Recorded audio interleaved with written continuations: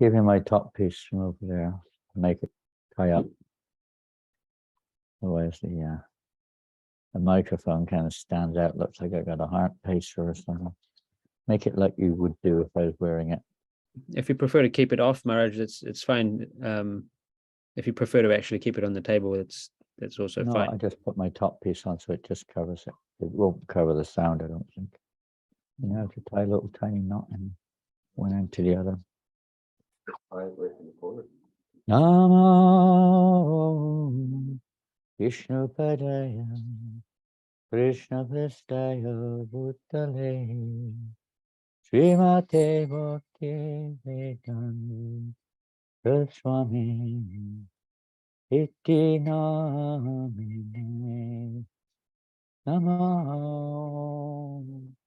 Vishnu Padaya Krishna Prastaya Bhutale Srimate Bhakti Vedanta Swami Iti Namine Namaste Saraswati Devi Gauravani Pracharine Nirvasesha Saranavadi Bhattacharya Sutari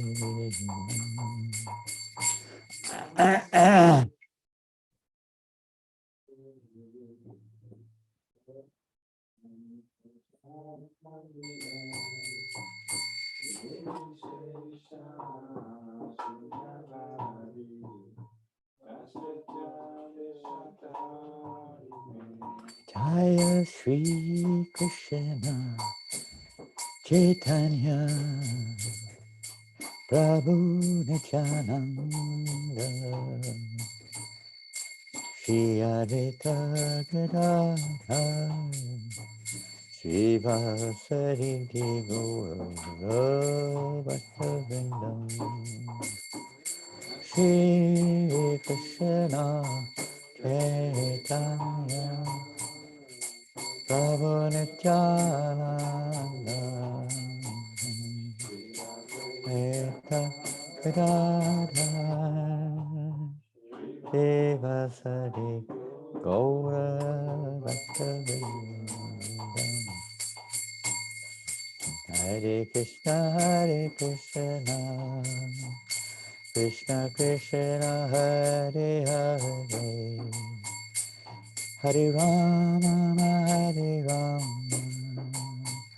Rama Rama Hare Hare Hare Krishna Krishna Krishna Hare Hare Hare Rama Rama Rama Hare Hare. We have to be a little quiet because we're in an apartment block and it's 8 o'clock in the morning. It's like the middle of the night for the local people. Right, Rohini? Yes. They've just gone to bed, some of them. And we'll have no end of complaints if we're too loud, so bear with us. I hope you can hear us. Hare Krishna, Hare Krishna, Hare Krishna, Krishna, Hare Hare, Hare Rama, Hare Rama, Rama Rama, Hare Hare, Hare Krishna, Krishna Krishna, Hare Hare, Hare Rama, Rama Rama, Hare Hare, Hare Krishna, Hare Krishna, Krishna Krishna, Hare Hare, Hare Rama, oh Hare Rama, Rama Rama, Hare Hare Krishna, Hare Krishna.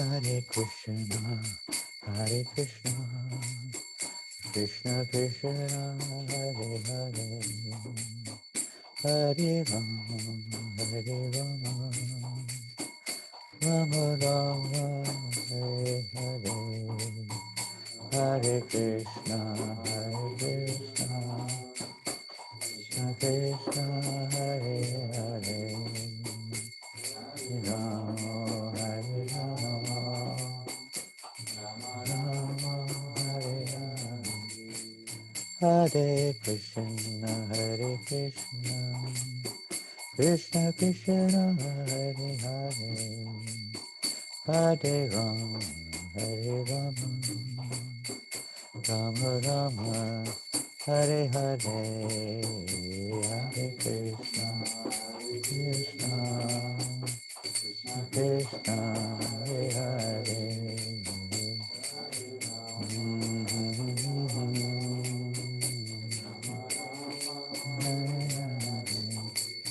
Hare Krishna, Hare Krishna, Krishna Krishna, Hare Hare, Hare Rama, Hare Rama, Rama Rama, Hare Hare, Hare Krishna, Hare Krishna, Krishna Hare Hare, Rama Hare Rama,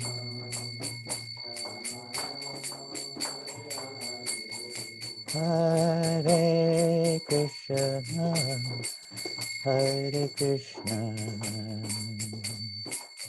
Krishna Krishna, Hare Hare, Hare Rama, Hare Rama, Rama Rama, Hare Hare, Hare Krishna, Hare Krishna, Krishna Krishna, Hare Hare,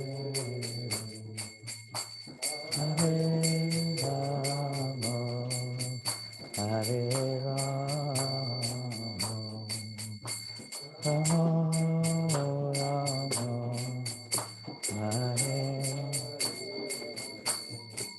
Hare Hare Krishna, Hare Krishna, Krishna Krishna, Hare Hare,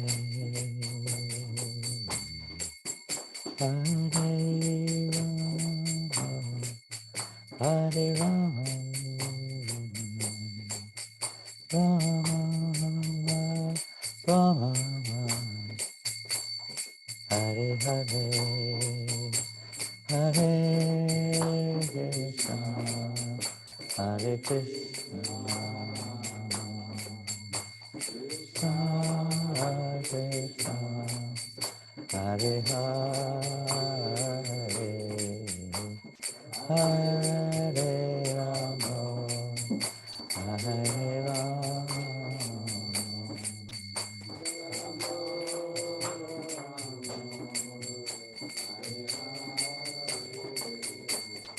Hare Krishna, Hare Krishna, Krishna Krishna, Hare Hare, Hare Rama, Hare Rama, Rama Rama, Hare Hare, Hare Krishna, Krishna, Krishna Krishna, Hare Hare, Hare Rama, Rama Rama. Hare Krishna, Krishna Krishna, Hare Hare, Hare Ram, Ram Hare Hare,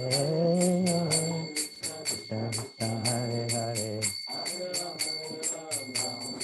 Hare Krishna, Krishna Krishna, Hare Hare, Hare Ram, Ram Hare Hare, Krishna Hare Krishna, Krishna Krishna, Hare Hare, Hare Ram, Ram. Hare Krishna, Krishna Krishna, Hare Hare, Hare Rama, Rama Hare Hare. Krishna Krishna, Hare Hare, Hare Rama, Hare Krishna, Krishna Krishna, Hare Hare, Hare Rama, Rama Hare Hare. Krishna Krishna, Hare Hare, Hare Rama, Hare Krishna, Hare Krishna, Krishna Krishna, Hare Hare, Hare Rama, Hare Rama, Rama Rama, Hare Hare, Hare Krishna,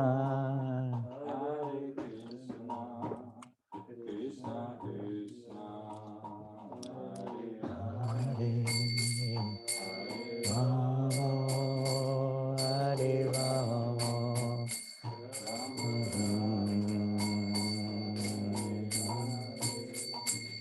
Jai Radha Madhava, Kunja Bihari,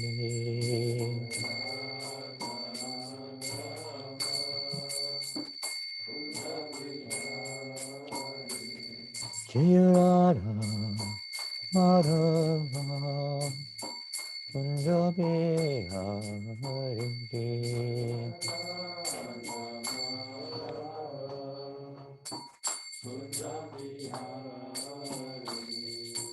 Gopi Jana Vallabha, Girivardhari,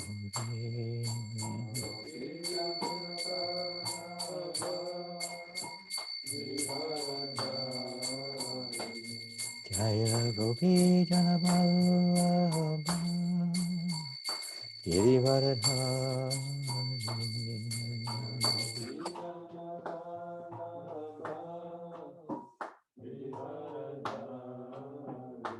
Yasodanandana, Rajajanaranjana,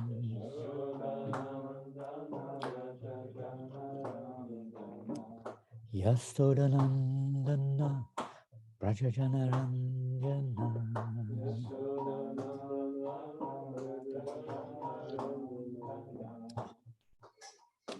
Yamanatira, Vanachari,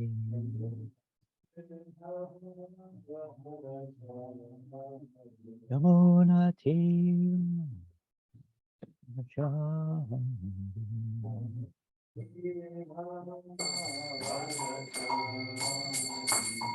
Jaya Radha Madhava Kunja Bihari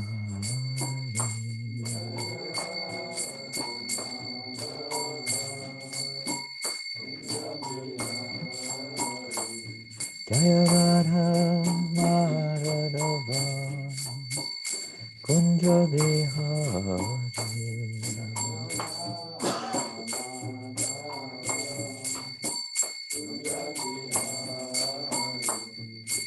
Gopi Jana Baba Girivardhari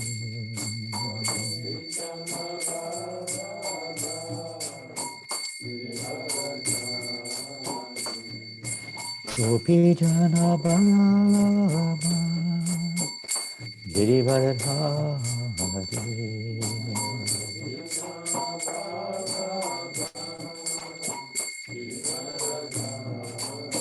Yasodanandana Rajajanandana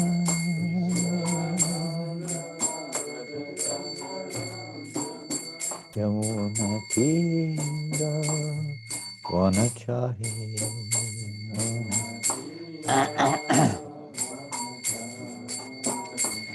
Jaya Radha Madhava Kunja Bihari Radha Kunja Bihari Jaya Radha Madhava Kunja Bihari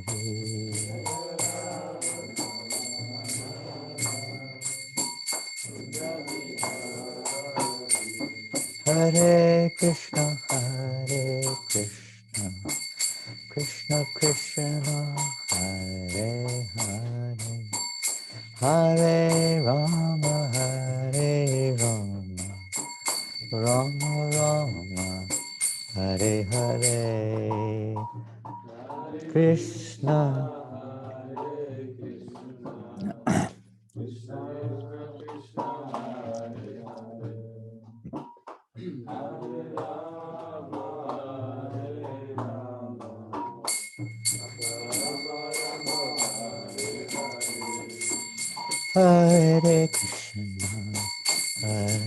Krishna Krishna Krishna Hare Hare Hare Rama Hare Rama Rama Rama Hare Hare Hare Krishna Krishna Krishna Hare Hare Hare Rama Hare Rama Rama Rama Hare Hare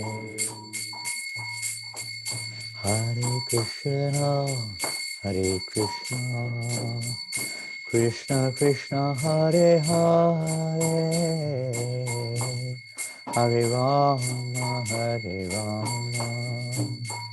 Rama Rama Hare Hare Hare Krishna Krishna Hare Hare Hare Rama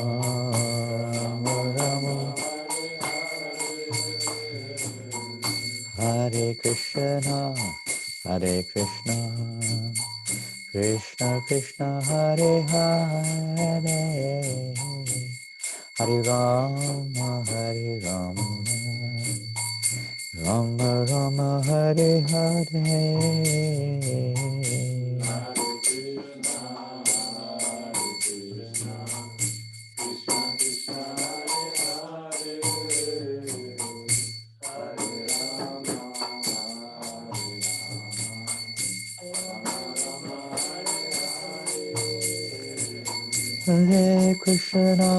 Hare Krishna Krishna Krishna Hare Hare Hare Rama Rama Rama Hare Hare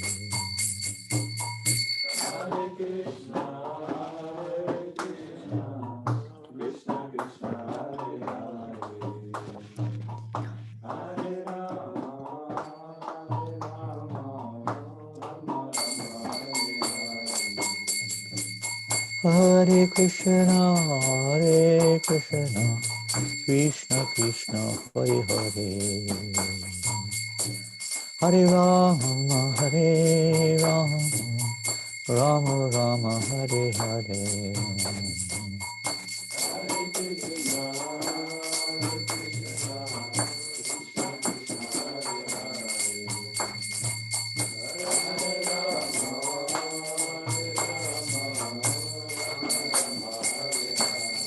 Hare Krishna, Krishna Krishna, Hare Hare, Hare Rama, Rama Rama, Hare Hare.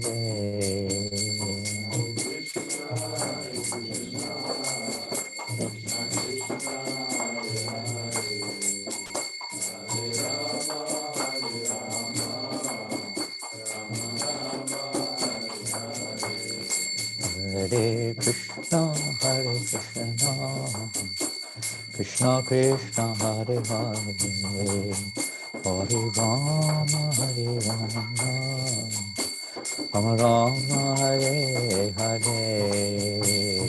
Krishna, Krishna.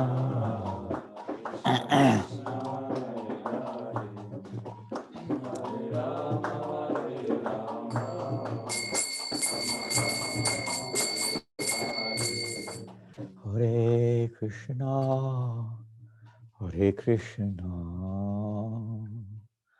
Krishna Krishna, Hare Hare, Hare Rama, Hare Rama, Rama Rama, Hare Hare.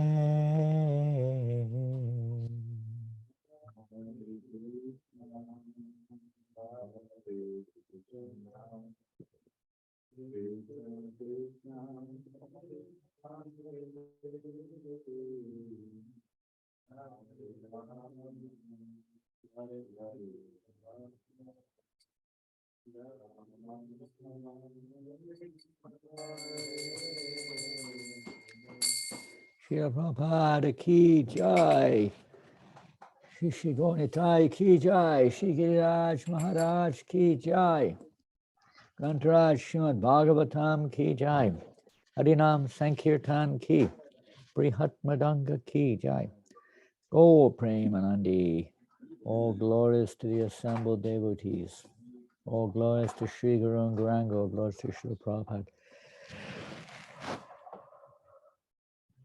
Nama Om Vishnu Padaya Krishna Prasthaya Bhutale Srimate Bhaktivedanta Swami Namane Namaste Saraswate Deve Gauravani Vichardini Nirvasesha Sunyavadi Pastuchari Shatani Om Namo Bhagavate Vasudevaya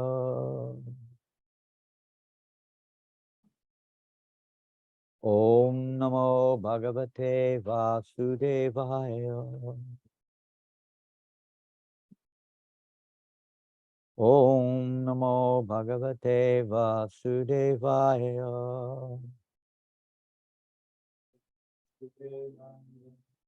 Vanchakalpatubhyascha Kripa Sindhubhyaevacha Patitanam Pavanebhyo Vaishnavebhyo Namo Namaha Om Jnana Timirandasya Dhalanjana Shalakaya Chakshurun Militam Yena Tasmai Shri Gurave Namaha Shri Chaitanya Manobhistam Tapitam Yena Bhutale Swayam Rupakadamayam Dadati Svadantikam.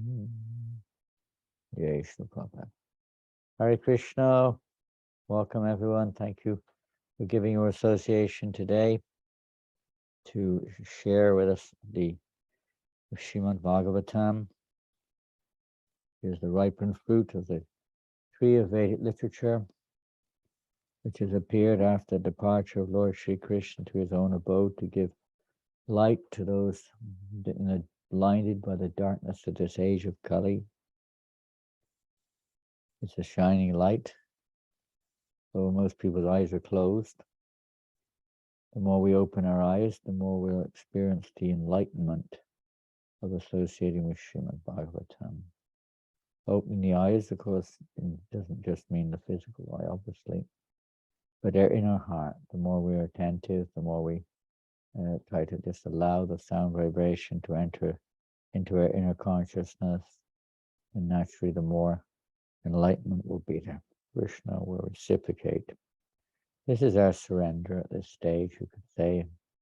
One sense of surrender is that we're putting aside all the other thoughts and all the other priorities in our lives when we're reading Srimad Bhagavatam, just to hear the Bhagavatam, not through a veneer or screen of other desires and other thoughts, but try to have open our hearts and just hear the Bhagavatam. So we're going to be reading this morning from Srimad Bhagavatam, first canto, chapter 2, text 21.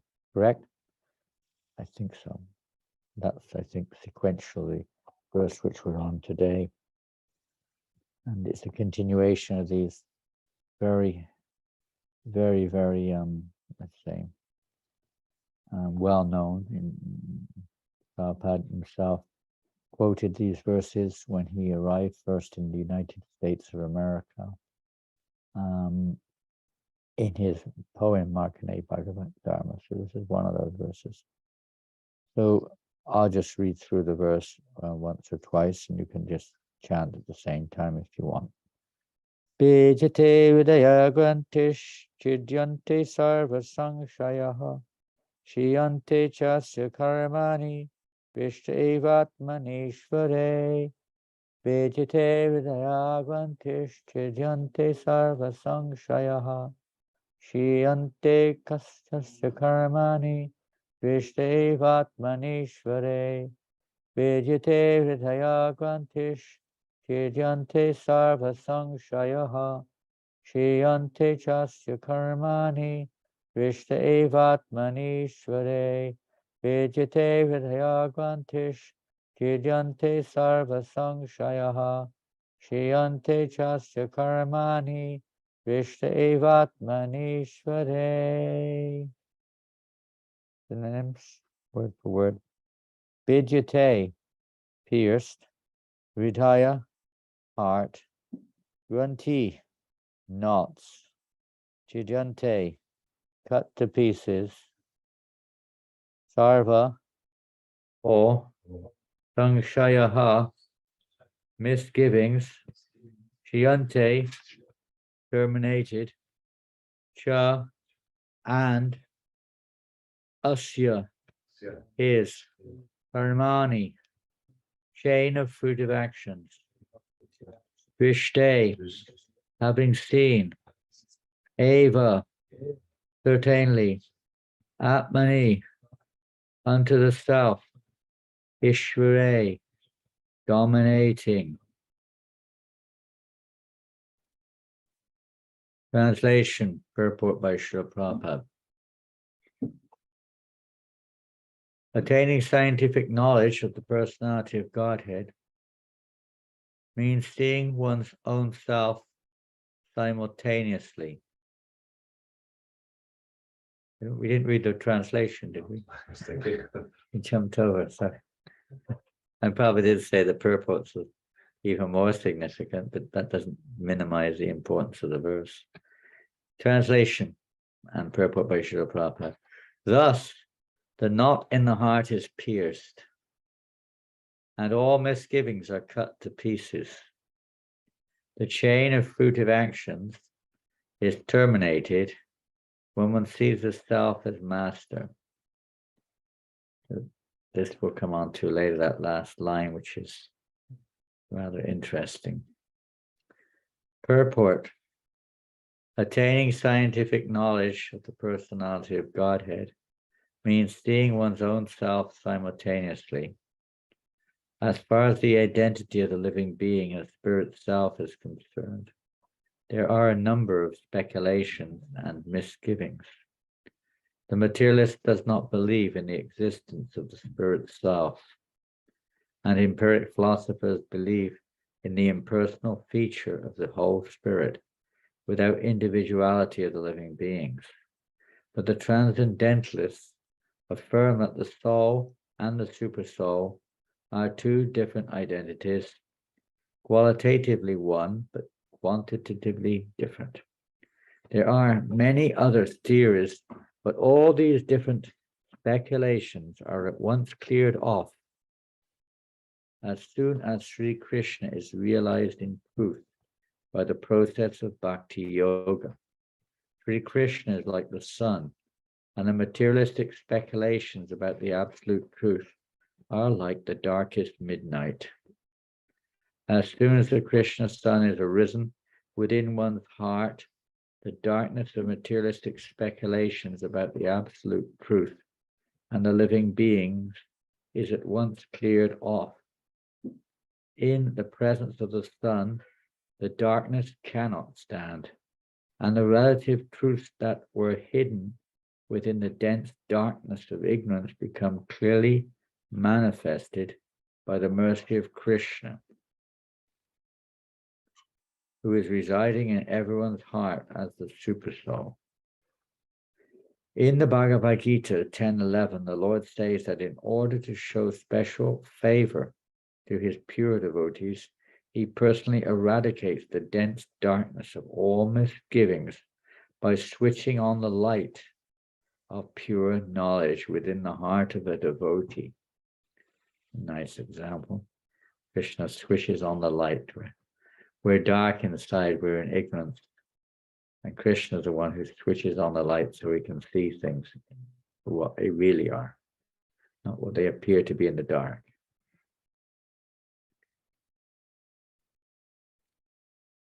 Therefore, because of the personality of God has taken charge of illuminating the heart of his devotee, certainly a devotee engaged in his service in transcendental love cannot remain in darkness. He comes to know everything of the absolute and the relative truths. The devotee cannot remain in darkness, and because the devotee is enlightened by the personality of Godhead, his knowledge is certainly perfect. This is not the case for those who speculate on the absolute truth by dint of their own limited power of approach. Perfect knowledge is called parampara, or deductive knowledge, coming down from the authority to the submissive oral receiver, who is bona fide by service and surrender. One cannot challenge the authority of the Supreme and know him also at the same time. He reserves the right of not being exposed to such a challenging spirit of an insignificant spark of the whole, a spark subjected to the control of an illusory energy. The devotees are submissive, and therefore the transcendental knowledge descends from the personality of Godhead to Brahma, and from Brahma to his sons and disciples in succession. This process is helped by the Supersoul within such devotees. That is the perfect way of learning transcendental knowledge. This enlightenment perfectly enables the devotee to distinguish spirit from matter. Because the knot of spirit and matter is untied by the Lord, this knot is called ahankara, and it falsely obliges a living being to become identified with matter. As soon as this knot is loosened, therefore, all the clouds of doubt are at once cleared off. One sees his master and fully engages himself in the transcendental loving service of the Lord, making a full termination of the chain of fruitive action. In material existence, a living being creates his own chain of fruitive work and enjoys the good and bad effects of those actions life after life. But as soon as he engages himself in the loving service of the Lord, he at once becomes free from the chain of karma. His actions no longer create any reaction. End of purport by Srila Prabhupada. Very good. We'll just read the verse again. Sarva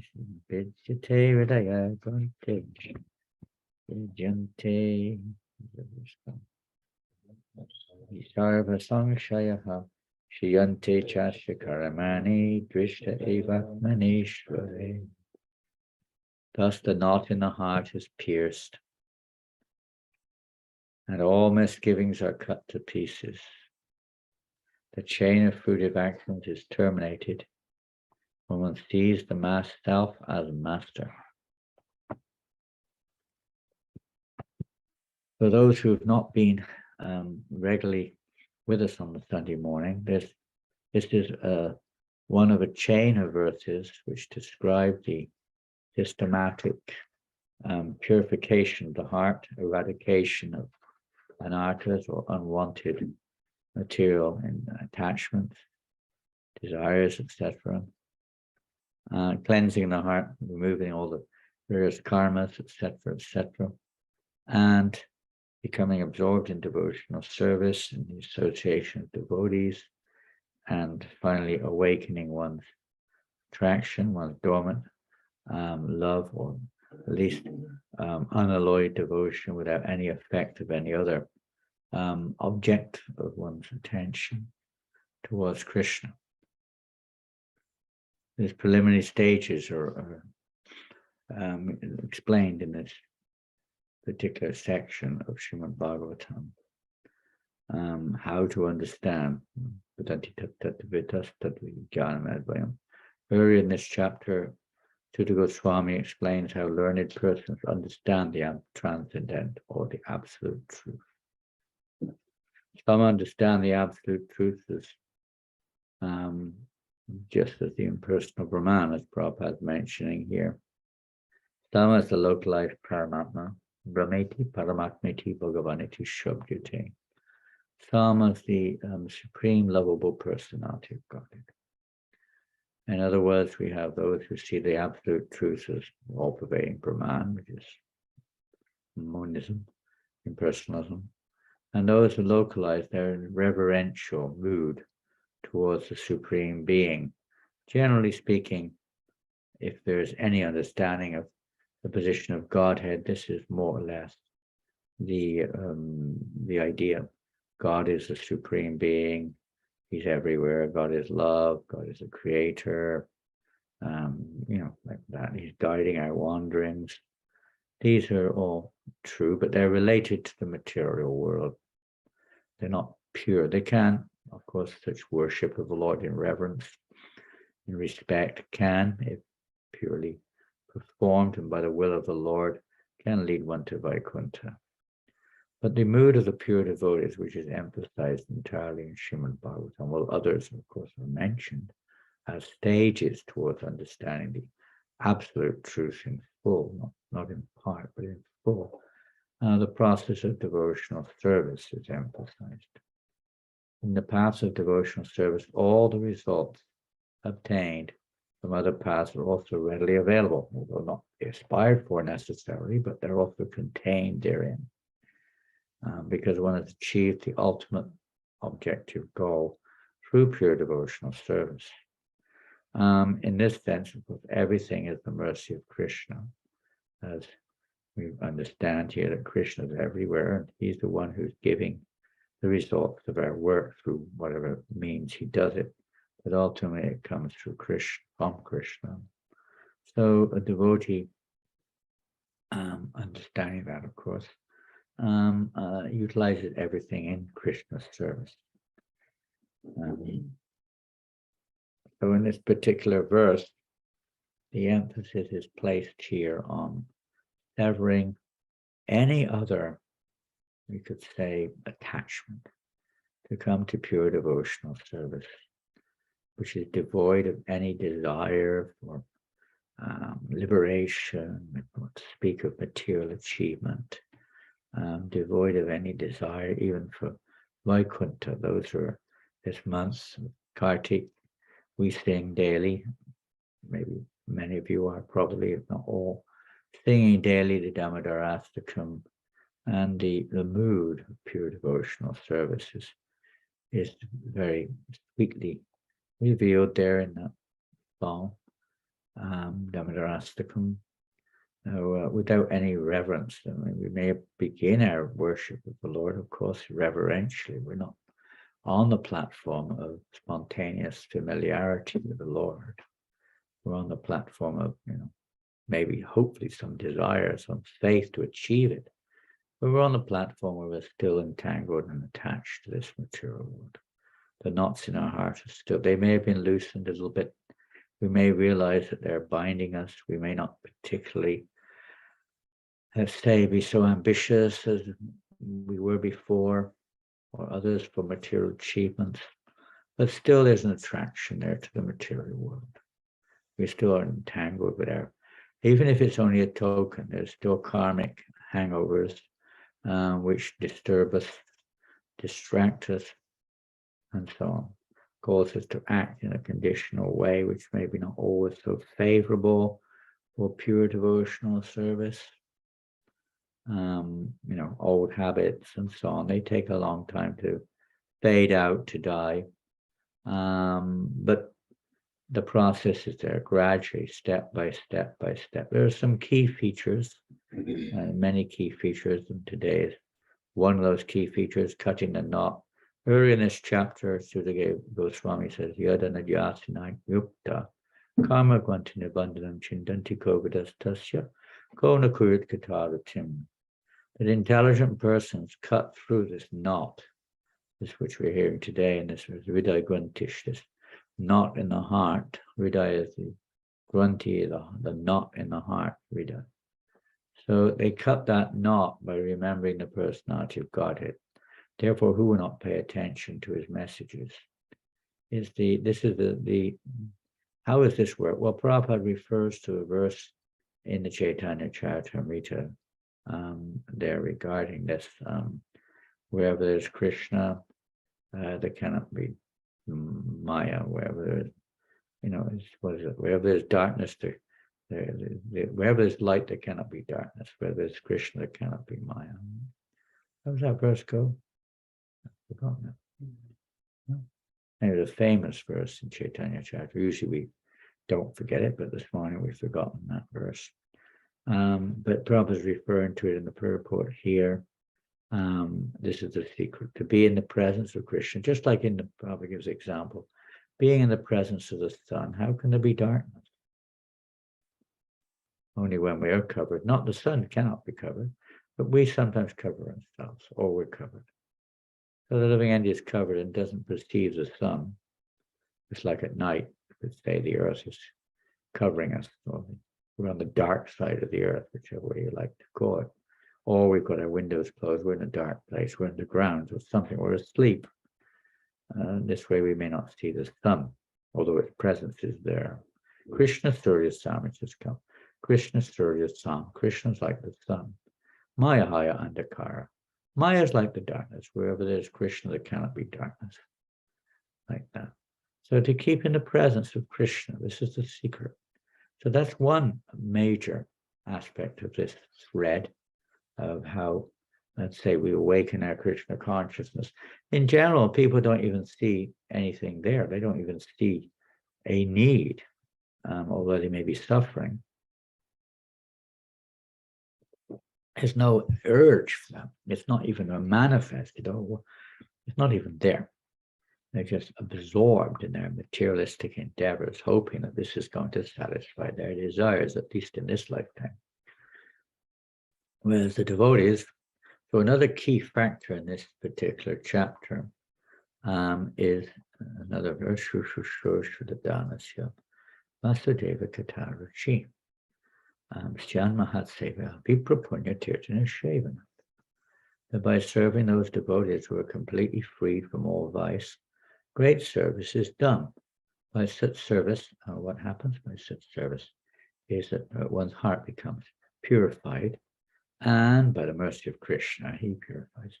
And an attraction takes place, an attraction for hearing about Krishna. So the key of this is not you can just remember Krishna, and although there's some memory, you could say, or reminder sometimes, from whatever reason. Oh, God, save me, people make, but they're not any clear conception of who is God. Just the hope or the faith within the heart that there's some supreme being alone who can help us. Well, that's the beginning stage, and it's not to be, let's say, discredited in any way, but it's the beginning stage. It's not the ending stage. That there's some recognition of the supreme being, and we're turning to him. That's a pretty good start. But for a devotee, they're eager to hear about the personality of Godhead. What can you hear about the personality of Godhead in most, let's say, practices in the world? Those who are on the Mayavadi path, what do they hear about the personality of Godhead? I mean, they hear Krishna Lila. What for? To merge into the Brahman. They're not really thinking that Krishna is the objective goal. They're not thinking, oh, Krishna is my life and soul. He's just a kind of a stepping stone where I can become God. It's a little bit different. Their hearing is not really hearing at all. It's utilization of, let's say, subject matter, which may be very pleasing to the senses and mind, but it's the stepping stone. It's like you have a stepping stone going across a river or something. It's not the goal. The goal is to merge, become God. And for those who are on the, let's say, on the materialistic path, but they're pious, religious, etc., God is an order supplier. God is the one who releases us from our, going to hell or bondage. Or it's true. It's not untrue. It's not complete also. It's just very kind of like like a child sees, the world around him. He doesn't really understand what's going on behind the scenes at a young age. Everything's coming from mother and father and, like that. They don't really understand what's going on behind the scenes very much. So for the karmis, those who are actually karmis means those who are religious, those who are very pious, etc., etc. The Krishna may reciprocate with them, of course. They may get their heavens, they may get their opulences and so on in this material world, freedom from their reactions and so on and so forth. But again, that's not really the goal at all. And they don't generally have any subject matter. If you look at most, let's say, I choose the word, or as I say, it's not in any way to decry or to minimize any of the processes, but most religions, not including exactly, but including many of the branches of the Vedas, do not really deal with the subject matter of the personality of Godhead. They deal with a concept, but there's no information there, practically speaking. There's nothing to hear. What are you going to hear? Even the Vedas, Krishna said that, Traigunya Vishaya Veda, Nistraigunya Bhavarjana. They mainly deal with the three modes of nature.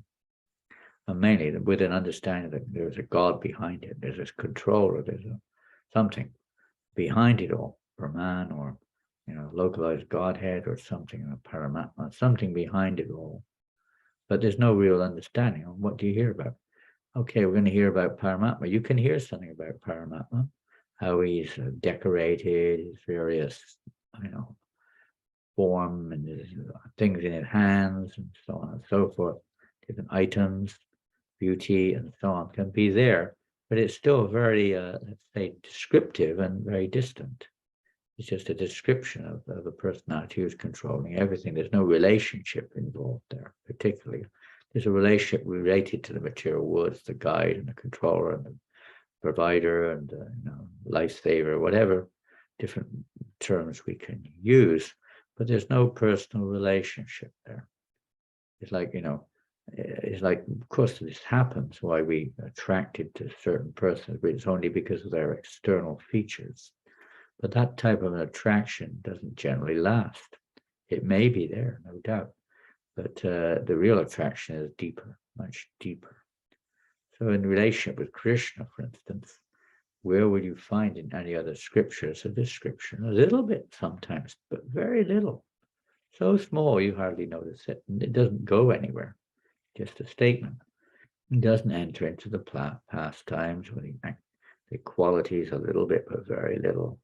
Or to speak of a real appreciation of the name of the Supreme Lord, his pastimes and qualities, etc. which is found in Srimad Bhagavatam particularly. It's found in many Puranas and various areas of the Vedic literature, but so many other things are found there too. And people, because they have material desires, are attracted to maybe demigod worship, or again, the impersonal aspect, thinking this is just a means of becoming purified, of cutting the knot so I can merge. No, Srimad Bhagavatam is purely aimed at pure devotional service, at reestablishing our eternal loving relationship with Krishna, not any other purpose. That's why in the Bhagavatam we start with Dharma Pujita Kuta Putra Paramona Matsaranam Satam. This Srimad Bhagavatam completely rejects all religious processes which are materially motivated and establishes the highest truth, which is understandable by those devotees who are completely pure in heart. Nimatsaranam. No envy, no selfish motivation, not appealing to God to give me my materialistic selfish results of what I want, but rather pure devotional service. Krishnendriya is completely freed of any such motivation. It's very rare to find such a consciousness, such a mentality, or whatever you wish to call it. It's very rare in this world. This is again back to the verse Shushusha. It's only by the mercy of the pure devotees. We read in the Lord Kapila Dev Prasanga Majaram Pasham these famous verses in the third canto of Srimad Bhagavatam, how every learned person knows that the greatest entanglement of a living entity is our attachment to this material world, to the sense objects. When that same attachment is transferred to the self-realized souls, it cuts the knot. It frees us in this material. It frees us from the bondage, the cycle of birth and death. So the key feature here is association. The same principle is given in the 5th chapter of this first canto, when we read how Narada Muni attained perfection. And that perfection wasn't achieved by merely practice. Of course, practice comes, but it was achieved primarily by the association of the Bhaktivedantas, the pure devotees of the Lord. By in their association, he was able to a little bit get that mercy in the form of prasadam, as a little bit of a chance to serve, and he had the opportunity to hear. By taking prasadam, by rendering service, gradually a person becomes a little eligible, a little interested. I could see yesterday there was one man who came to the book table. We were doing Sankirtan, trying to serve the Sankirtan mission in Paris yesterday. And one of our dear devotees has a book table whenever he can. And one gentleman, a French gentleman, his wife came up to the book table, and I could hear from a distance, although he was speaking in French, I could get the idea. He was practicing yoga, and he was looking for some further literature into yoga. He said, I've already got the Bhagavad Gita, not Prabhupada's. I could tell that because he was looking through Prabhupada's to see if it agreed with his idea. And then he, looking at other books, he saw the Krishna book, and he picked it up a couple of times, looked at it, and something maybe a bit not quite ready for it, a bit too kind of like Krishna. It wasn't like everything that he thinks like is only Krishna, Krishna, Krishna. And then he picked up one devotee named Jiva Prabhupada, brought over the Srimad Bhagavatam, said, we got any more books in French, big ones. And he looked through it, but still it wasn't, he wasn't quite ready yet. But he's on the path somewhere. The fact that he picked the books up, looked at them, touched them, thought about it, decided no, but still something was there. He's on the path, but not ready yet. Most people are not. So the devotees are always trying to prepare others. So there's a little preparation for him. I don't know if he took prasadam or not. We had some simply wonderfuls there, but I don't think there were any left when he came. So a little bit like that, we give prasadam. They hear the holy. They also heard the holy name, and they touch the books and they talk to a devotee for a few minutes, and they're a little bit step forward on their path, which is probably, if a path at all, it probably mostly focuses on Brahman, or the impersonal understanding of the absolute truth. Most people who practice yoga have that idea. To take them further may not always be so easy, But gradually, by rendering service unknowingly, in this case, the Gyata Sukriti, they have this chance of slowly their hearts become purified. So this is the preaching mission of Lord Chaitanya Mahaprabhu, to gradually bring people or prepare us. I mean, now we can say, well, what is our qualification? Well, one devotee asked that question, one of Srila Prabhupada, that, in the Bhagavad Gita we see Yesham Tvantakatam Papam Jananam Punya Karmanam, but only by the, one who's pure in this life and previous life, whose sinful reactions are eradicated and is not bewildered by the duality of this material world, can engage in devotional service with determination. So he said, what is my qualification? I've not done anything pious, Prabhupada. Many of the devotees in the West who came to this movement were drug addicts or something like that, some kind of really degraded behavior. So what is our qualification? Certainly, I don't feel like, I've acted piously in this life, what to speak of previous lifetimes. Sinful reactions, well, that can be debated, I suppose, but they certainly don't seem to be eradicated. I'm still suffering, I'm still attached, and so on and so forth. And I'm still bewildered by the duality. What's my qualification? I don't seem to have any less than most people around me. So Prabhupada said, the only qualification I have given you your qualification. So in that sense, the only qualification is that we have, for whatever reason it is, calls us mercy or something or another, we have the fortunate association of such a pure devotee of the Lord who is free from all vice. And it's only by his mercy that this knot can be cut. It's not simply by practice either. That may be required and certainly effective up to a point. But the real cut is the mercy of the pure devotee of the Lord. And how he cuts, he gives us directions. He gives us guidance. Prophet sometimes describes it, and sometimes there are 3 ways of attaining perfection. 3 ways of attaining perfection. Sadhana, siddhana, we're trying for that practice, but that's not an easy one, especially in Kali Yuga. We all know how difficult it is. Even the minimum sadhana is not always so easy. Following the regulated principles strictly, chanting rounds. If we chant at all, are we chanting offenselessly? Maybe not. Are we, following all the dues, the yamas and niyamas? Are we doing all the various regulations? Maybe not. Maybe we're still indulging in some kind of, let's say, separatist intention, some other activities which we don't really need for Krishna consciousness. Maybe. So many deviations may be there. Our sadhana may be mechanical, but it's not very, it's certainly good, but it may take a long time. Prabhupada relates offensive chanting to mechanical chanting, by the way. Bahu Jamma Kariyari Shravana Kirtana. And that may take many lifetimes. And Nityasiddha, well, forget that. Although we understand we're eternal servants of Krishna, we certainly haven't come from the spiritual world to manifest our eternal service mentality in this world. We've come here quite the opposite. We've come here to try to forget that one and try to see ourselves as the enjoyer in the center. So Kripa Siddha means the mercy, simply mercy. Mercy of the pure devotees of the Lord. This is the secret to obtain, or to not that we're you can't cheat that one. You can't bluff it. It may look like in others' eyes, but it's not so. Krishna knows everything.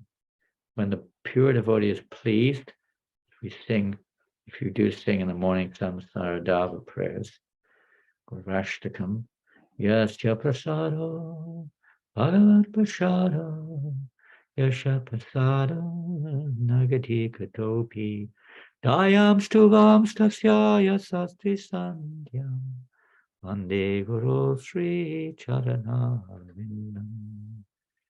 By the mercy of the Lord, one gets the opportunity to associate with his representative, the pure devotee of the Lord. By the mercy of the pure devotee, one gets Krishna. It's not direct. It's only by the mercy of the pure devotee of the Lord. This knot is cut by Krishna. Krishna within the heart removes these material desires from the heart. He is the pavitram. We can see Prabhupada's mentioned quite a few times in the Bhagavad Gita how Krishna cuts that knot or gives that purification. He quotes one verse, we can read it in the 10th chapter of the Bhagavad Gita, for instance. Where is that verse? 10, 11, I think, isn't it? Very famous series of verses in the Bhagavad Gita. 10, 11. Yeah. Tesham evanukam partam aham agyanajam tamaha nashayam yatmapu bhavasto jnanadipena bhasvata. With the lamp, deep. This month we all offering deep or lamps to Lord Damodar, if so to Damodar. But what is that real lamp? To show them special mercy, I, dwelling in their hearts, destroy with the shining lamp of knowledge. It's knowledge, the darkness born of ignorance. Actual knowledge. Now, the knowledge on our level may not be, you could say, transcendental knowledge exactly, but it's knowledge which leads to transcendence, as Krishna explains in the 4th chapter of Bhagavad Gita. Those who dedicate themselves to this knowledge realize this knowledge in due course of time. It's the process of the mercy, Prabhupada said, this Kripa Siddha, the instructions or the guidelines I give you. So when we follow that path, that's knowledge, it's the path, that's why the 4th chapter is called Divya Gyan, transcendental knowledge, although most of the chapter seems to be dedicated to a particular practices, behavior, and so on, different sadhanas. But that's the process given, not a speculation, it's given by the pure devotees, it's given by the Lord, and that process will gradually lead, by the mercy of the devotees, by the mercy of the Lord, to a purification of the heart. The heart will become cleansed. And as the heart becomes cleansed, just like in the Bhagavad Gita, Krishna says, just like as the sun rises in the morning, everything becomes clear. Nityasthita Krishna praying Sajakavanai Shravanadi Shuddhachiti Karyudaya. So that love for Krishna is constitutionally situated within our hearts. It is not something gained from an external source. It's Shravananadi, by the process of Shravananadi, following this process of hearing and chanting, etc. One gradually the heart becomes cleansed, and naturally one begins to see things clearly. So that mercy, that process is given by the pure devotees of the Lord according to time, place, and circumstance. We are all at different stages of development, of evolvement. So different sadhanas may be more or less, let's say, applied at different stages of our growth.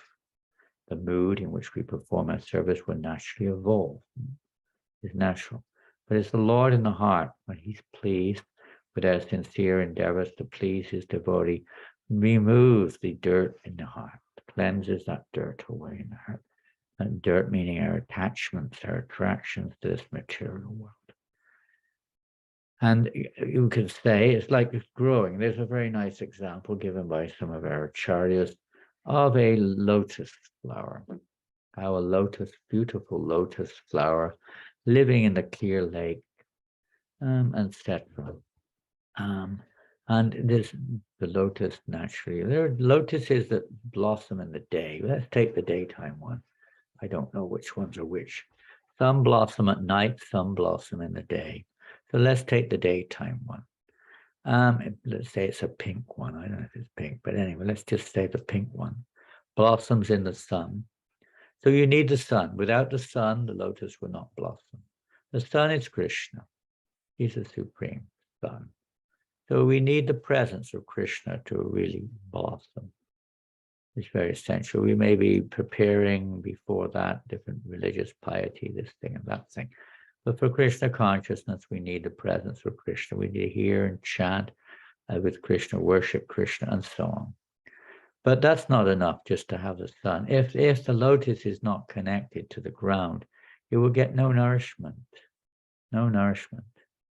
So the connection to the ground has to be, that refers to the Guru and the Parampara. The line of disciplic succession, that connection must be there to receive that pure essential nourishment in the form of, spiritual instructions. But that also is not enough. you also require the water. The water, without the water, the plant will simply dry up. It'll wither, it'll fall over to start with, without the support of the water. Without the support of the water, it will fall down. Even if it's connected, even the sun's shining. Even the connections here is not enough. It needs the support of the sun, of the water rather. The water is the Sangha, Sadhu Sangha. We have to have association of devotees. Without that, we can fall down very easily.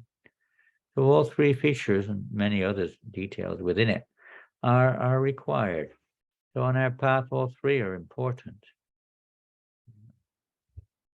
Obviously, objective goal and hearing and chanting about Krishna, the proper connection with the parampara, and as much as we can, we always try to keep association with devotees. That will keep us from falling down. That's the support which we need in our devotional service to help us from not just withering, but falling away from, let's say, the path of pure devotional service. So this is the grace of the pure devotees of the Lord, and this will cut that knot of attachment to this. Bhagavatam is, Srimad Bhagavatam a lot is aimed at reminding us of the dangers of remaining entangled in this world. A lot is dedicated to actually cutting that entanglement, but just cutting the entanglement is not the goal of devotional service. The goal is to become attached to the personality of Godhead. This is the secret. Become attached to devotional service given by the pure devotees of the Lord, attached to chanting the holy name, attached to prasadam, that's not such a difficult one, attached to various aspects of devotion, attached to devotees, although it may not be completely pure yet, but that attachment in this way gradually purifies our hearts. And Krishna will remove a cut with a shining lamp of knowledge, that bondage in this material world. And there's another verse, and let's see what the time is. We'll finish on one or two more readings. This is in the 4th chapter of the Bhagavad Gita. It's the last verse of the 4th chapter. I remember when we were on the VIHE, this was like what's the word? I don't know. I never get it. But it was like the theme verse of whatever you call it, of the VIHE. This is the last chapter of the 4th chapter of Bhagavad Gita. Tasmad jnana sambhutam vitstam jnana sinatmanaha chidvainam sangshayan yogam atishto tishta bharata. Therefore, Krishna says to Arjuna, he says, therefore, the doubts which have arisen in your heart out of ignorance should be slashed by the weapon of knowledge. Armed with yoga, O Bharat, stand and fight. You can read the purport yourself later on. 442 rather. 442 of the 4th of the Bhagavad Gita. Very significant verse. Doubts. Arjuna had doubt. We all have doubts of various kinds. Doubts are manifest by our looking in other directions for satisfaction or whatever achievements we want.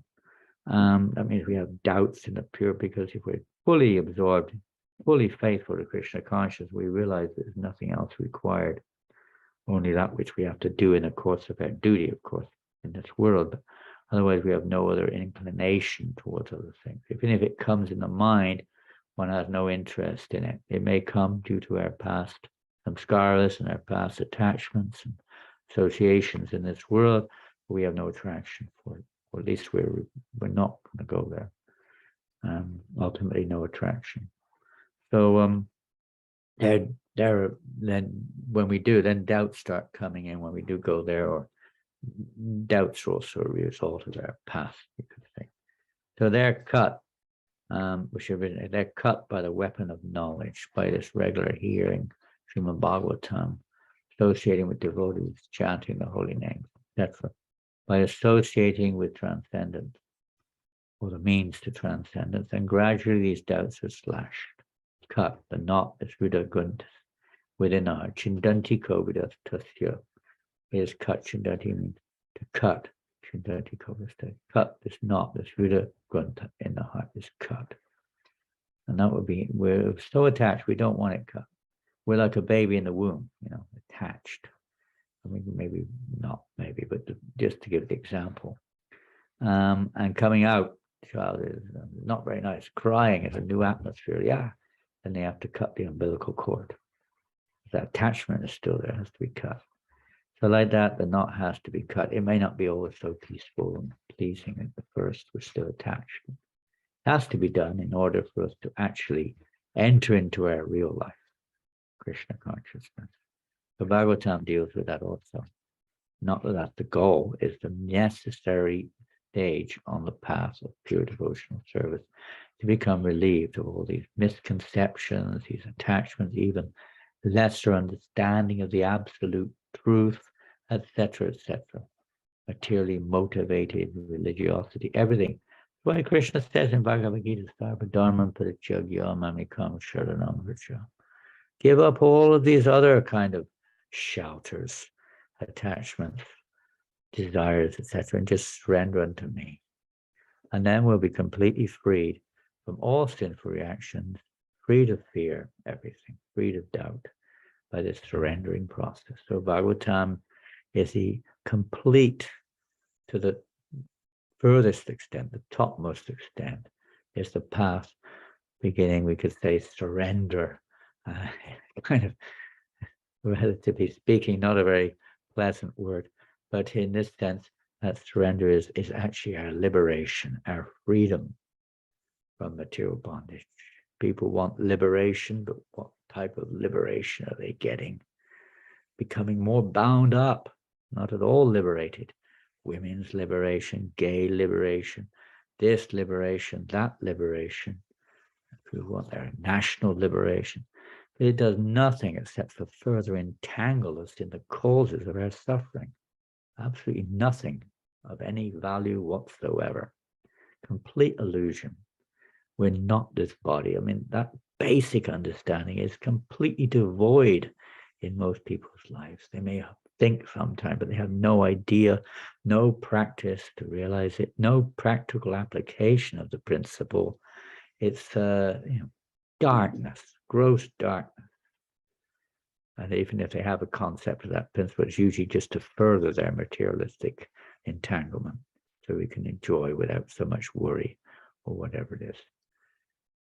So it's a great task to try to ourselves, of course, have a knot severed within our heart by turning to the Lord, following the process of the Lord's devotees and praying for his mercy to release us from this bondage in this world.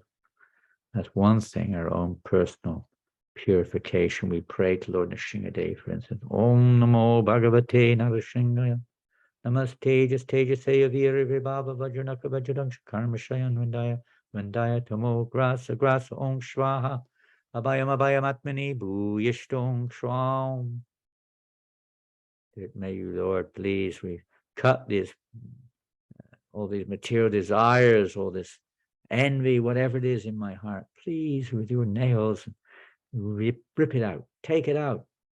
We may not like it. Vasikananda Prabhu was facilitating as a dentist. When you go to the dentist, we don't like to have the tooth pulled out, drilled. Don't like it. We may not want that, but that's Lord Nrsimhadev.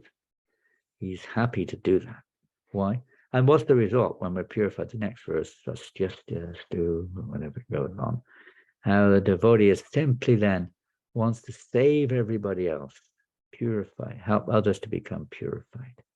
When our hearts become purified, then naturally the effect will be more experienced by others also who happen to associate with such a purified devotee. It has an effect. Maybe it's not going to immediately be digested, but it has a tremendous effect on their lives. A moment's association. Sadhu Sangha Sarva Siddhi Hoy, Lavamatra Sadhu Sangha Sarva Shastra Koi. A moment's association with a devotee unknowingly. A moment's association is like, basically speaking, that's the end. It may take some time. That's the beginning, and then there's the beginning of the end. It may take some time, but that's how it works. This is a little, radiation, you may get a little tiny atom of radiation, whatever it's called, it's a matter of time before it gradually takes effect. So that little association that a person gets is so fortunate. And that's where we stand. We're so fortunate we've got more than a moment's association. We've got opportunity for constant association with the pure devotee of the Lord. So fortunate. Simply causeless mercy.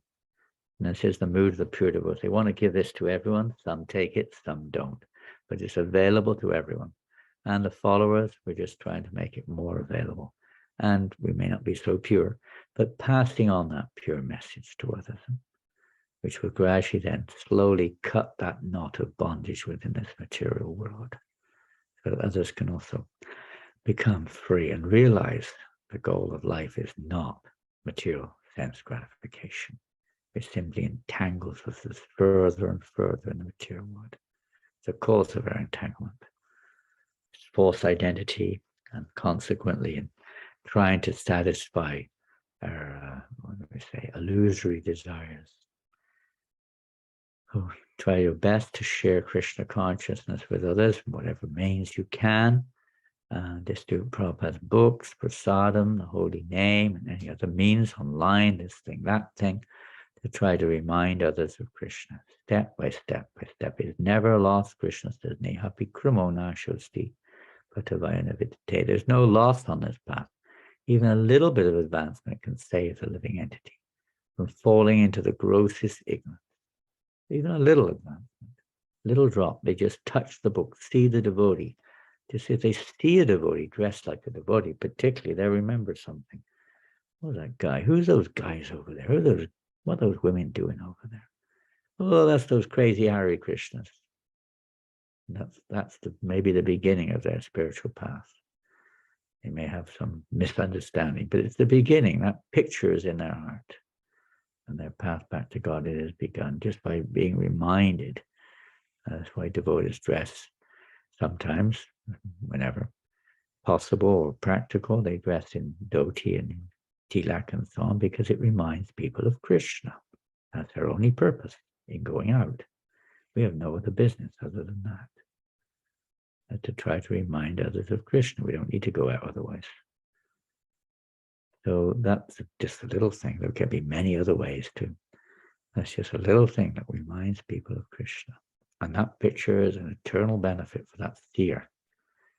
If you walk down the street, say Oxford Street, maybe 100,000 people would see you. And if you walk down there for a couple of hours, that means 100,000 people have benefited and are on their path back to Godhead. Maybe a little way to go before they make the next step, but they're on the way. Yeah, so this is all grace, mercy of Krishna coming through the pure devotee of the Lord. He's trying everything. We have to just take that up and take that like the torch in the Olympics. You carry the torch and pass it on the back, passing it on. We just carry that lamp and pass it on, that deep, jnana deep, pass it on to others. And this way, enlightenment will be there. Real liberation will begin to evolve, and people can become happy. Hare Krishna, Hare Krishna. I'm going to read one last thing. This is from Srila Prabhupada. I don't know the exact place, but it is from Srila Prabhupada. Everything belongs to Krishna. We also belong to Krishna, for we are his sons. When we come to understand that everything belongs to him, our material attachments gradually slacken. And as we become detached from material life, we proportionally increase our spiritual life and advance in knowledge. In the 15th chapter of Bhagavad Gita, Sri Krishna gives us the example of the banyan tree with its roots upward and its branches down. This tree of material existence must be severed by the weapon of detachment. These knots, which bind us very tightly to the material world, must be cut by someone who is free. Therefore, one who is sufficiently intelligent will associate with saintly persons who are free from the entanglement of material nature and who can sever the knots which bind. There is no benefit in associating with those who are simply engaged in sense gratification.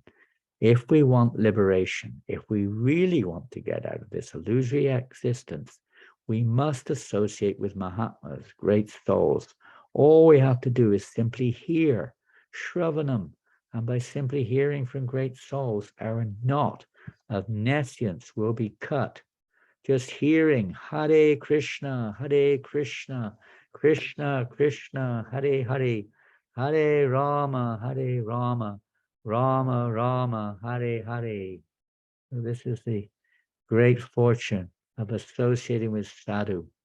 And Bhakti Siddhanta Maharaj, one time Prabhupada was giving a lecture. It was somewhere, maybe Gorakhpur, I don't know, somewhere in India, early years, and he was describing how how this knot has to be severed, has to be cut. And Prabhupada was discussing how most sadhus are not doing that. They're called sadhu, but they're not really, because sadhu means one who, Bhakti Siddhanta Maharaj said, pretty heavy example, but don't take it wrongly. But he says a sadhu is one who, like when the executioner, in some temples and some parts of the world, they execute goats and they do some so-called religious performances. He stands over there with a chopper to cut the knots. He says a sadhu is one with heavy words, harsh words, cuts the knot of bondage in this material. That is sadhu, not one who pampers to one's material desires, but cuts them out. Not very nice and proud. So one person was a little challenging and very heavy, Swamiji. Most Swamijis are very so kind and sweet and nice, but you are speaking very heavily in this way and that. And Prabhupada said, well, your idea of a sadhu is, or as a helping somebody, is when somebody's got a big boil. Your idea is just to puff on the boil. Maybe you release it a little bit from the fever, the pain, whatever. But no, if you really want to help the person, you have to take a knife and slash it out, Prabhupada said. Everyone shoo, very sharp. So, of course, that may not be such an immediate slash, you could say, in the process of devotional service, but that's the principle. The sadhu is one who wants to release it, not just facilitate our bondage, or to, let's say, justify our concepts of life, or how I think it should be, or how it affects me, or how I feel, and all these type of illusory statements, you could say. I mean, they have their part to play in the beginning, but they certainly have to be removed in due course of time. So step by step, the sadhu is trying to, only matters is what does Krishna feel. Everything belongs to him, and everything is only existing for his pleasure, no other reason. So the whole process is to realize that that's the practical knowledge, that everything belongs to Krishna. Everything's meant for his pleasure, including me. Every one of us is living or existing for that ultimate purpose. So sadhu is one who helps us to realize that. And then there will be no inclination, attraction, attachment whatsoever for the causes of suffering in this material world. This is the effect of devotional service under the guidance of the pure devotee of the Lord. So we wish you all the very best in your endeavors to practice Krishna consciousness, take advantage of the association. Try not to obviously do something which is detrimental in the association of devotees. Try to cultivate favorable devotional service in the association of devotees. Srila Prabhupada ki jai, Grantaraj Srimad Bhagavatam ki jai, Gaur Premanandi. So if anybody has any comments, questions, or whatever, you're welcome to put them on the chat. I think the chat is there. Okay, we've already got 2 comments, or whatever it is, I don't know. How can one recognize a pure devotee of the Lord? Yes, the first one. And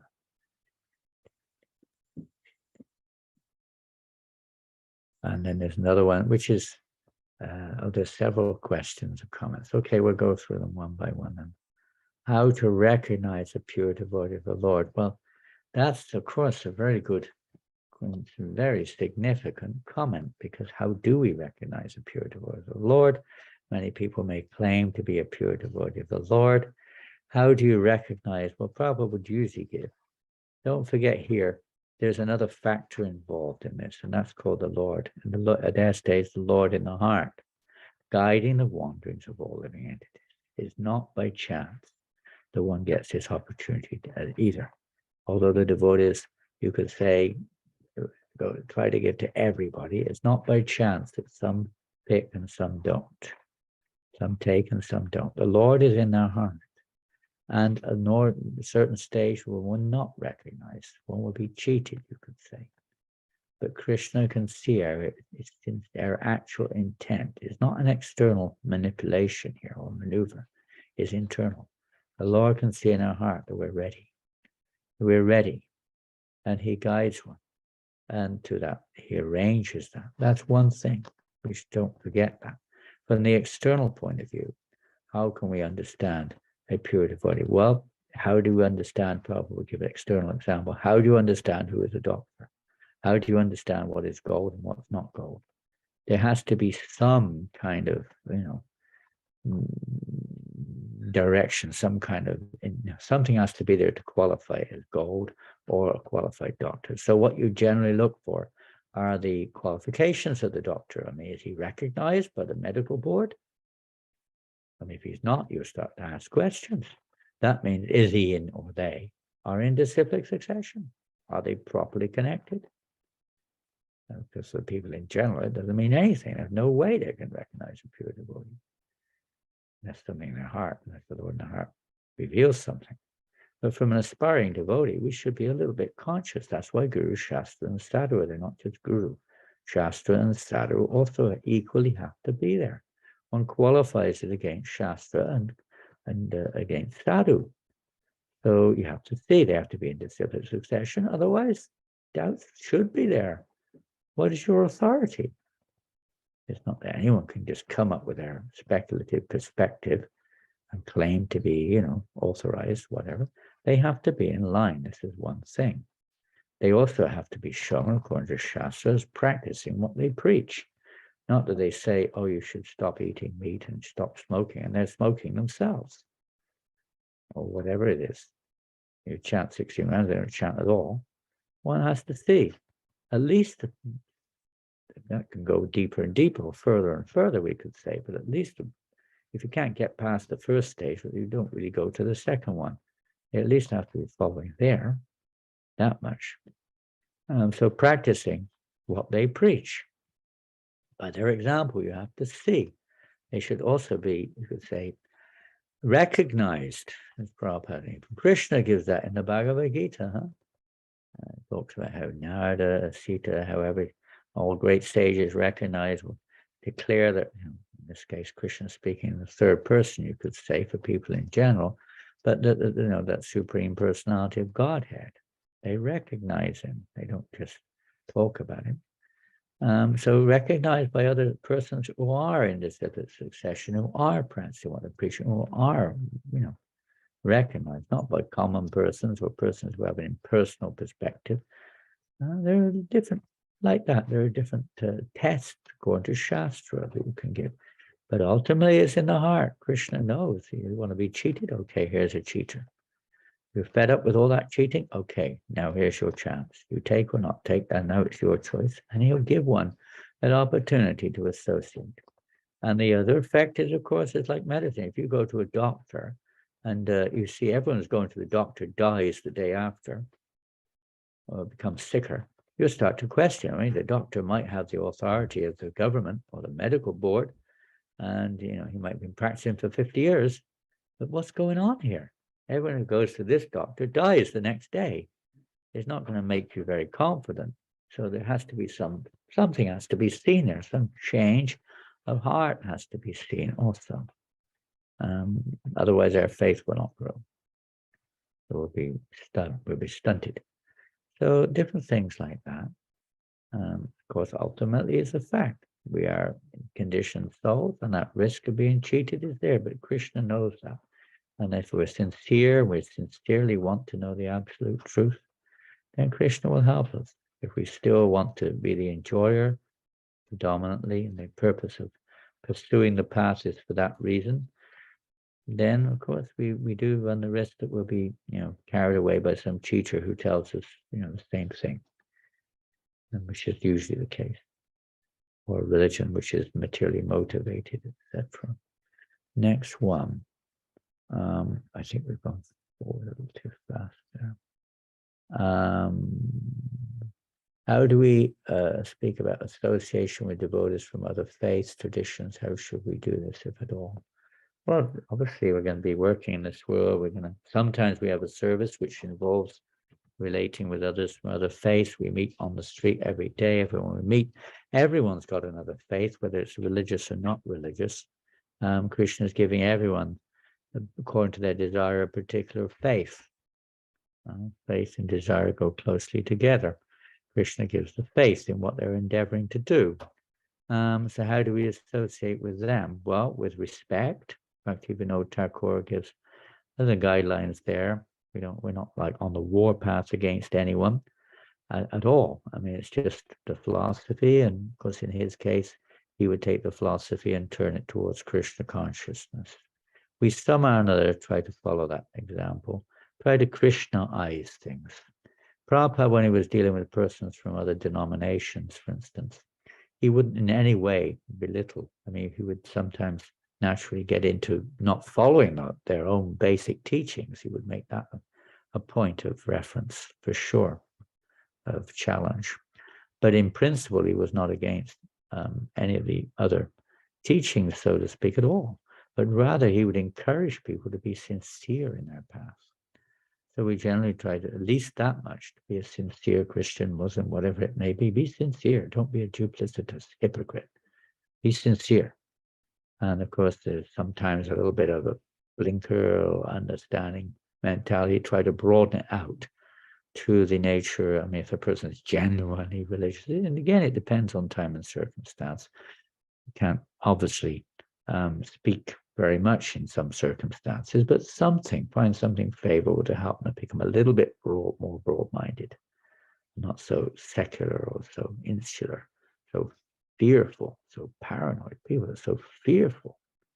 All these barriers which we draw are simply because of fear or insecurity. So to help people to be a little less fearful, a little bit less insecure, even in their own practices, to be a little bit more open-minded, broad-minded, so to speak. But otherwise, by example, devotee shows by example. I mean, we were on Harinam in Belfast a few months or two ago, and maybe 2 or 3 hour Harinam, I can't remember, but something like that. And there was 1 or 2 persons who were claiming to be Christians, who were trying to drive us away, screaming and shouting the whole way through the kirtan. They didn't move the whole way through. It was amazing. And we were dancing and chanting and smiling and laughing. And people were coming up, taking books, giving donations, wondering what these crazy people are doing on 5 meters away from us. And they got zero attention except for 1 or 2 similar-minded persons. And some of the public on the street tried to tell them to get out of here. You're just a nuisance. Go away. They were hassling them. They could see that, it was difficult. They had no religious or spiritual realization, but you could see these people look miserable. They're angry. They're annoying. And these people over here are happy, jolly, and bringing a nice sound vibration to the city. And they're, it's just by behavior, by one's own. It's not a philosophical argument going on here. It's by an actual manifestation of the result of being slightly connected properly. You're happy. You're dancing. I mean, people don't generally dance unless they're happy. We could see yesterday in Paris, so many people hundreds of people taking pictures of the girls dancing so blissfully. They're bringing other ladies into the dancing party and so on and so forth. People love it. They like it. They're missing something, and this is what they're missing. They don't know yet exactly, but they feel it on the spot. This is nice. It's amazing. So by behavior, simply by being, Prabhupada said, a Vaishnava, you tell a Vaishnava they're a gentleman. They're well behaved, not become angry because of some point that someone makes or whatever it may be. Prabhupada could do that. We may do that in certain circumstances, but in general, how to help is like children. How to help children to mature, how to help them to grow up. How do you deal with them differently to adults? According to their situation, you deal accordingly. Try to encourage them to mature. Try to encourage them to go forward. Next one, glass is gone.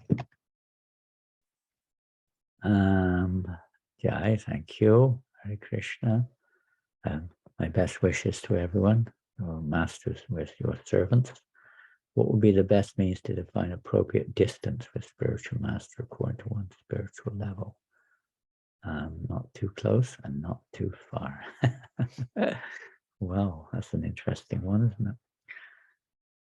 Oh, that's for me. I'm kind of, I don't know, I'm not qualified anyway, so you probably don't have any problems there. I'm just acting a part. But in one sense, yes, one has to be very careful that familiarity doesn't come in when one starts. It's so difficult for me to get into this one in one sense. I'm not a very good example. But if we're starting to get a little familiar, trying to find faults, starting this and that, we have to be very careful. Even if they are there, it's not our business. We have to look for our own faults. We should be looking for our own faults in our spiritual life and not that of others.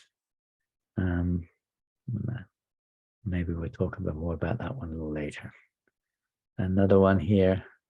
We're always getting guidance and help from senior devotees near and around us. Should we also think of these devotees as good as our guru? Yes, and you can say in one sense, guidance is of various levels. And you may get guidance from others how to eat properly with your fingers when you're taking prasadam, or guidance, how to bow down properly. It's all important. It's very important. It's a form of shiksha. So in the principles, yes, that shiksha and diksha are the same. In practice, we show respect to everyone, and we certainly show respect for those who are helping us on our spiritual path.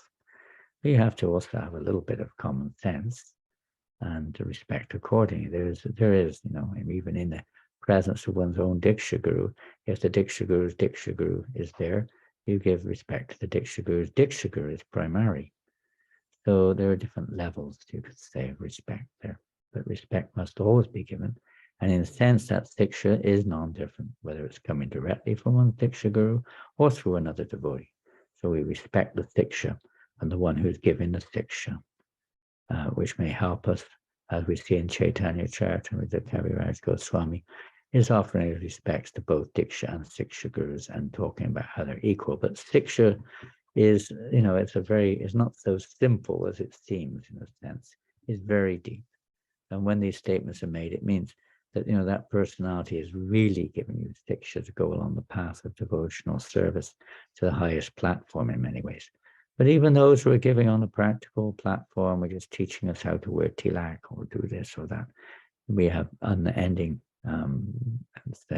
respect, gratitude, and always show that honor to all devotees, not just those who do that. We honor all devotees.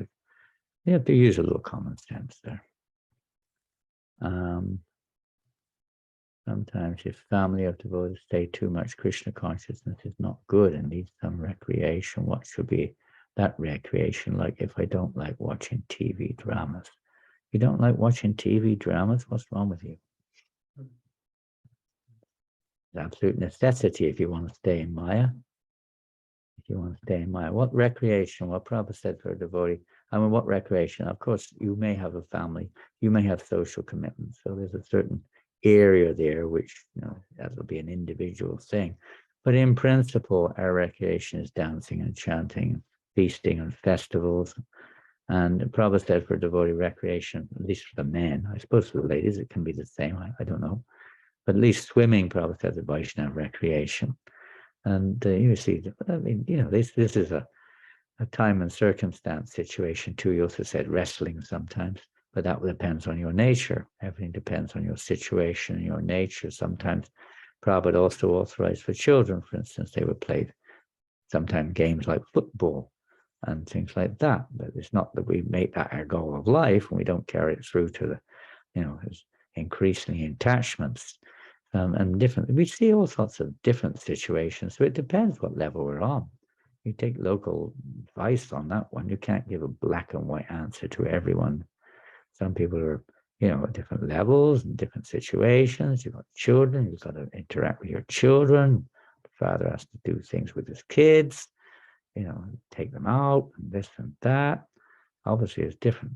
Watching movies, there's not really any benefit from that. If you want to watch movies, watch Krishna conscious ones. And that's good. We try to transform them into spiritual Krishna conscious events rather than just mundane, just for the sake of taking a break, as you say, too much Krishna consciousness. There's no such thing as too much Krishna consciousness. However, there is a stage where you're trying to imitate. So one has to know at different stages of our life.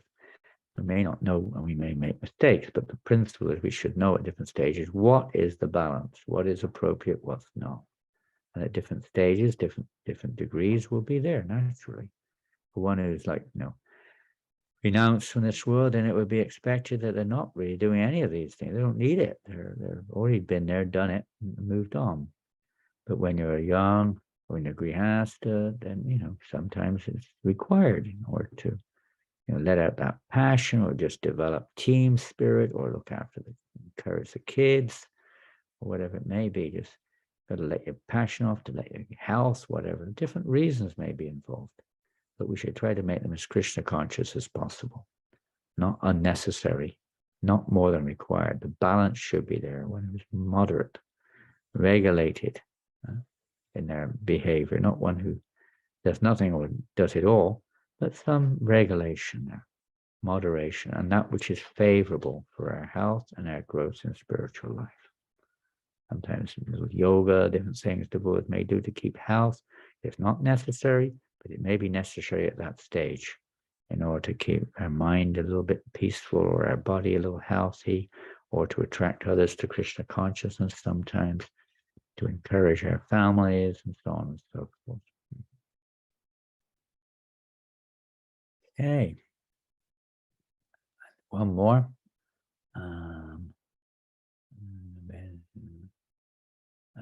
Is it appropriate for devotees to go to the gym lifting weights, or is it considered part of wrestling sport? Oh my goodness, I don't know. Wrestling, I don't know. I'm not a wrestler.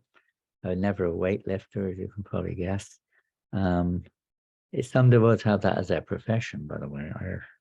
I know one devotee in Bombay, that's his profession. The sparring, I think. He's professional. He runs a gym. He's a professional weightlifter. So sometimes it's one's profession. It's something which at some point of time we have to let go of. We have to let go of those weights, unless they're required in your devotion. The devotee accepts that which is required. Bandha Krishna Sambhane Yukta Vairagamuchate. Doesn't take that which is not value. Now, if you can use it. I'll give an example. One time Srila Prabhupada was in Canada, and he was talking to a devotee named Peter Burwash. He wasn't, at that time, he was a friend. Peter Burwash, his name was. He was a professional tennis player. He played for Canada at tennis. He later on became the coach of the Canadian tennis team. And he had his own schools of tennis coaching. He had schools for other things too. He was also this new age, modern, motivator. He passed away a few months ago, actually. So he was very much involved in these things. And Prabhupada spent hours talking to him about how to do this in Krishna consciousness. He never at one time said, don't do it. He said, but you have to do it in Krishna consciousness. So if that's your profession, that's something else. He said that many occasions to different devotees in different situations. And sometimes he said no. But in many occasions he said, you do that, but you do it in Krishna consciousness. And that's what Peter did throughout his whole life. He began chanting 16 rounds. He brought hundreds of thousands of people to vegetarianism and Krishna consciousness to some degree through his profession. So if it helps you to bring others to Krishna consciousness and helps you to become Krishna conscious, then of course that's a subject which may be justifiable. If it doesn't, if it's just, let's say, another direction which we're going, and then definitely you have to question, what am I going to do about this? Is it just because I like to be, seen as a strong person? If you need that strength in your service, that's something else. There are other ways, by the way, of becoming strong besides weightlifting. But whatever it is, one has to see by the results also. What is it? Is it helping me to become Krishna conscious? You have to see. Or is it just a temporary thing, which, maybe it is? Or is it something which I can really use in Krishna's service and bona fide? And if you have a doubt about that, you can ask further on the detail. You can't give a blanket answer on the open forum. It's a personal thing which depends on the situation and the results and the circumstances. So it's not a yay or a nay, but in terms of absoluteness, it's a nay. In terms of relativity or a relative situation, it depends. And it's not something we have to carry through our whole lives, by the way. Once one comes to a certain stage, then even materially, you have to drop it, what to speak of spiritually. We let go. Because we have a higher taste, and we realize it's not really serving our ultimate goal. Okay, well, I think we have to finish there.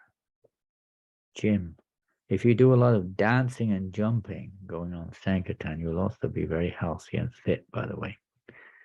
But sometimes we spend money on all these other things and miss out on the essential purpose or the essential practice of Sankirtan, which costs nothing and purifies one's heart and keeps you fit.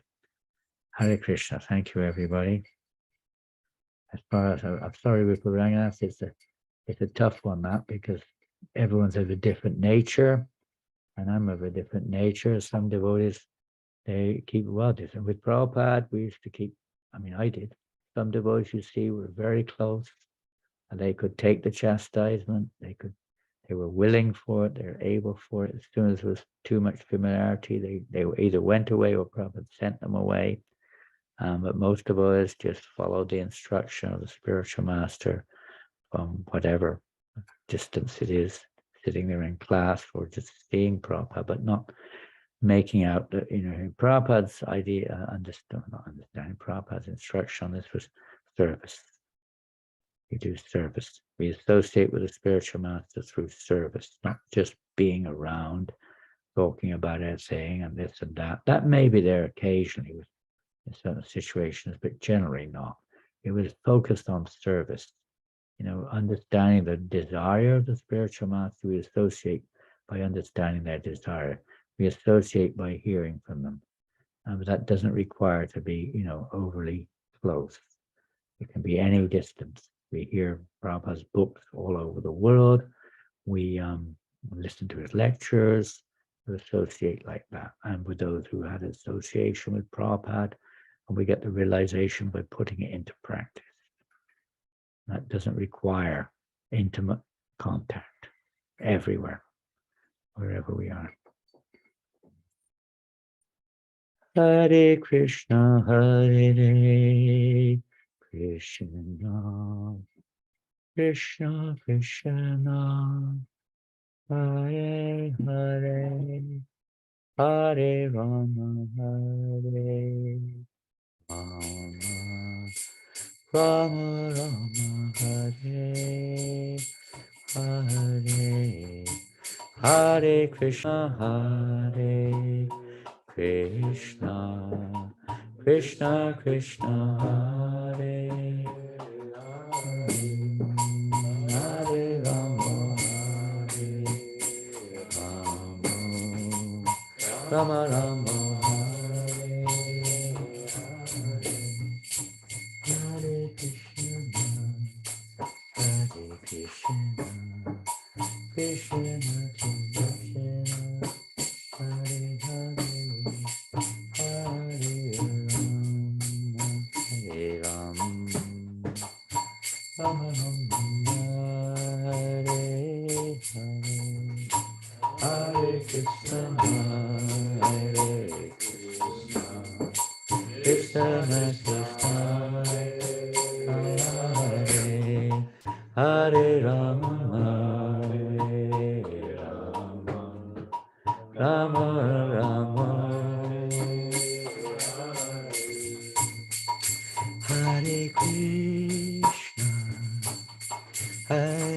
Krishna, Krishna Krishna, Hare Hare, Hare Rama, Hare Rama, Rama Rama, Hare Hare, Hare Krishna, Hare Krishna, Krishna Krishna, Hare Hare, Hare Rama, Hare Rama, Rama Rama, Hare Hare, Hare Krishna,